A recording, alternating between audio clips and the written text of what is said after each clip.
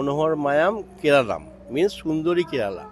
কেরালার কালচারের সঙ্গে বাংলার কালচার যেহেতু মিলে যায়, ওই জন্য আমরা অ্যামালগামেট করে এটা চেষ্টা করেছি যাতে মানে বাংলা সব দিক দিয়ে সেকুলারিজম বলুন, এভরিথিং, ওই দিক দিয়ে আমরা চেষ্টা করেছি বাংলার সঙ্গে কেরালা এটাকে অ্যামালগামেট করে একটা মানে শ্রেষ্ঠ আবাসনের মানে পুজো হিসাবে একটা এটা প্রতিষ্ঠিত করার জন্য।